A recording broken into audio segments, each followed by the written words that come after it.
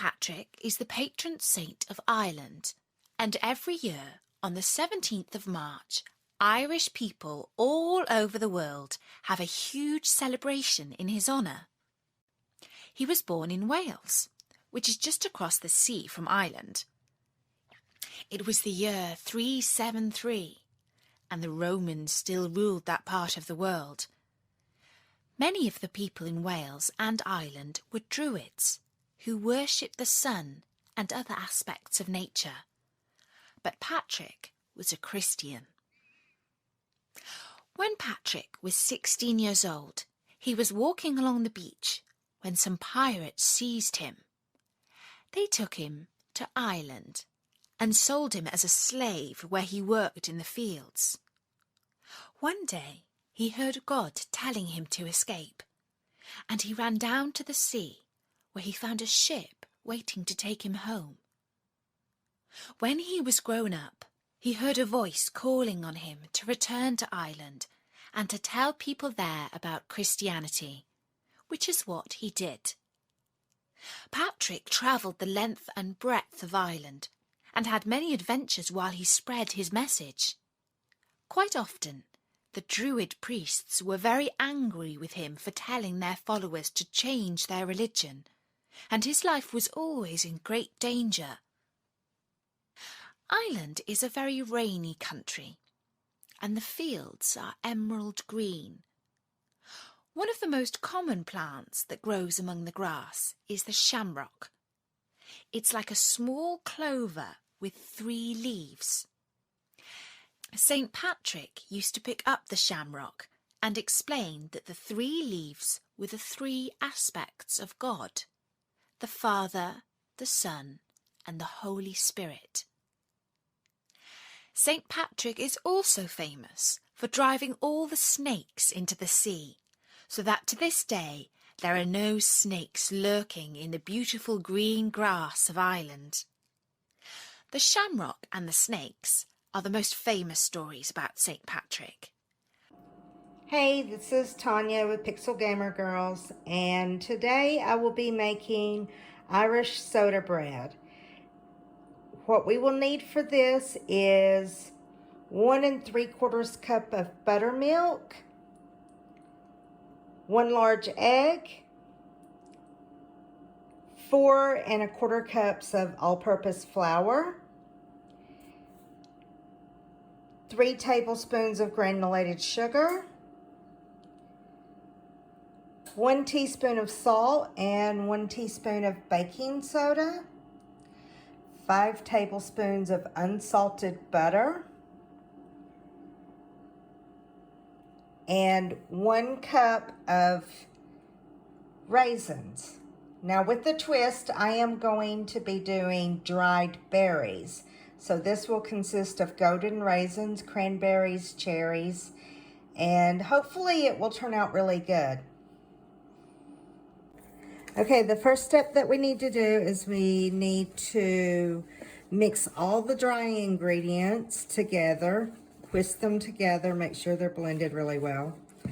Then we need to put the buttermilk and the egg and whisk that up together and make sure it's blended really well. After we do that, we'll set that to the side. We'll take our dry ingredients and we will cut the butter into this. I'm going to have to get a fork to do this because I don't have a pastry cutter. And so after I get that blended, I'll show you what it looks like. Okay, after you cut the butter into the flour, it'll be coarse. You'll see some coarse, like grainy flour. You make a well in your flour. You pour your buttermilk and egg mixture into the well. And then you take your wooden spoon and you kind of fold the flour into it.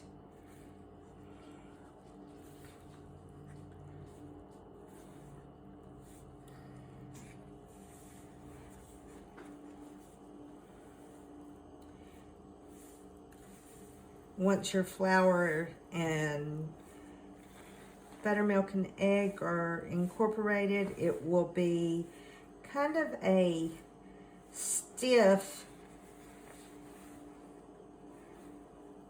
almost flaky looking, where it's almost crumbly looking dough. If you think that you need just a little more buttermilk, you can always pour a little more if all the flour is not incorporated with the buttermilk and egg, which I think I will need a little bit more buttermilk.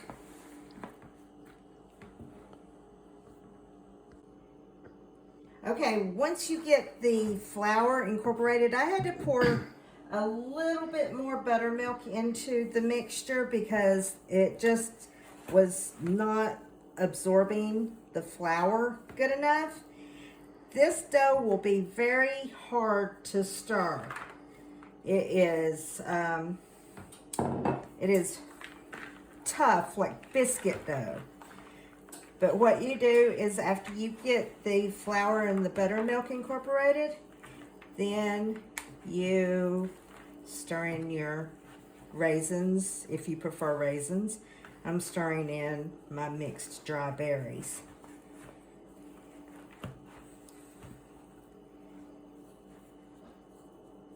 Once I get those mixed in really well, then it will be time to knead and shape my dough. Now normally you would take dough and put it on the table and knead it in and on a floured surface. But with this, as long as you have enough flour in the bowl, you can actually shape it with your hand and knead it. I just need to put some more flour on the outside.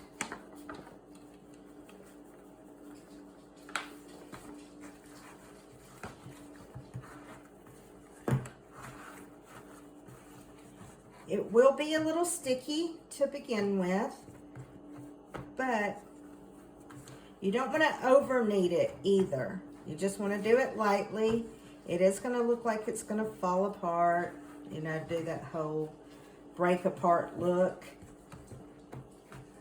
But you want to make sure that it is coated really nicely with the flour.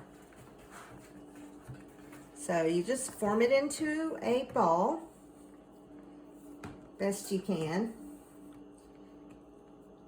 After you get it formed into a nice, neat, big, huge bowl or ball, it's going to break apart. If you can see this, how it looks like it's, you know, going to fall apart, this is normal. Once you do that, then we will score it and put it in the oven at 400 degrees, and it needs to cook about 45 minutes. Halfway through, if you notice that it is starting to get too brown on the outside, you can just put a sheet of aluminum foil over it. Sorry, I couldn't get that out. Aluminum foil over it to keep it from browning too fast. This is what it will look like when you finally get it in the skillet before you put it in the oven. Make sure you take a knife and score it with an X. That's how they mostly do it, is they just put a big X in the middle of it. This makes the interior of this dough cook. If you don't, it may not get really done on the inside. But we will put it in the oven and I'll show you what it looks like when we bring it out. It's like a giant cookie. Hey everyone, I'm Megan with Murder and Mysteries with Megan here on YouTube. On my channel, I talk about true crime, conspiracies, hauntings, urban legends, and other mysterious types of things. So if that's something that you guys enjoy, I would love it if you'd hop on over to my channel and hit that subscribe button and post notification bell so you're notified the next time that I upload and you'll join me again. So today on Pixel Gamer Girls, I'm going to be telling you guys about the legend of Dorcas Kelly. While on my channel, I will be telling the full story and the actual truth that was revealed many, many years later. So make sure to check out that video after you're done here. I will be telling you guys a little bit about the woman known as Dorcas or Darkie Kelly, who lived in Dublin, Ireland back in the mid-1700s. Now, Dorcas Kelly was a proprietor of a brothel called the Maiden Tower in Dublin, right on Copper Alley. Now, this brothel, years down the road, actually today, it is named Darkie Kelly's and is actually a pub. And inside of the pub, a sign is hung. On this sign, it actually tells of the legend of Darkie Kelly. For many years, there was a tale told of who this woman truly was. This legend circulated in Ireland for many centuries, and the story begins as this. There was a man named Simon Luttrell who would visit this old brothel on Copper Alley. Now, Simon Luttrell was the sheriff at the time, and he was also a member of the Hellfire Club. Now, the Hellfire Club didn't have the best reputation, let's put it that way. And they were known to be Satan worshipers and to be very violent. In fact, in order to become a member and join, you would have to be in a duel with someone and kill them before being accepted. So of course, this just gives you a little bit of insight into the type of man that Simon Luttrell was. Now, he had chosen to be with Darkie, Darkie being the proprietor and the maiden of the Maiden Tower, so to speak. He wanted to be with her, and he chose her. Well, during one of these visits and being with Darkie, he ended up getting her pregnant. Darkie supposedly was going to either blackmail him into giving her support for the child or had asked for support. This is how the legend goes. Well, Simon Luttrell was not happy about this, about, people potentially finding out that he had a child with a brothel owner and he would have a child out of wedlock with her. So what did he do? He got angry and decided that he was going to accuse her of witchcraft. I mean, what better way to get rid of a woman back in the 1700s than accuse her of witchcraft, right? So that's what he does. He accuses her of witchcraft. But not only of witchcraft, he accuses her of killing her child in a satanic ritual. Darkie ended up going to trial. This trial was a mockery, basically, of the judicial system, considering the fact that Simon Luttrell paid off many different witnesses to come in and say, oh yes, Darkie's a witch. I've seen her do witchcraft. She's a witch. So of course, even without evidence of this ritual, without evidence of a body or a child that had supposedly been slain during this, didn't matter. She was found guilty. And in 1746, she was burned at the stake for all to see. Now, this is the legend of Darkie Kelly that has been told for many years, all throughout Ireland.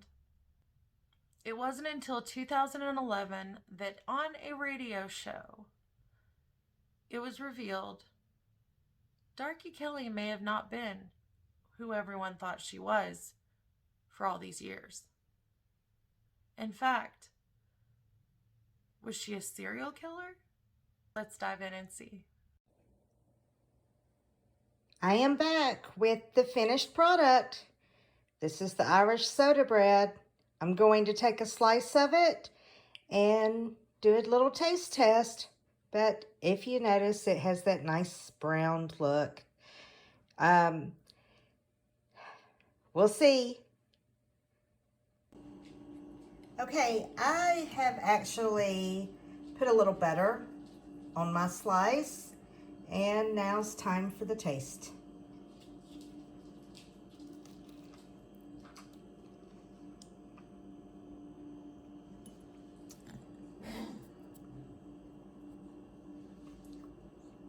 Oh, it's really good.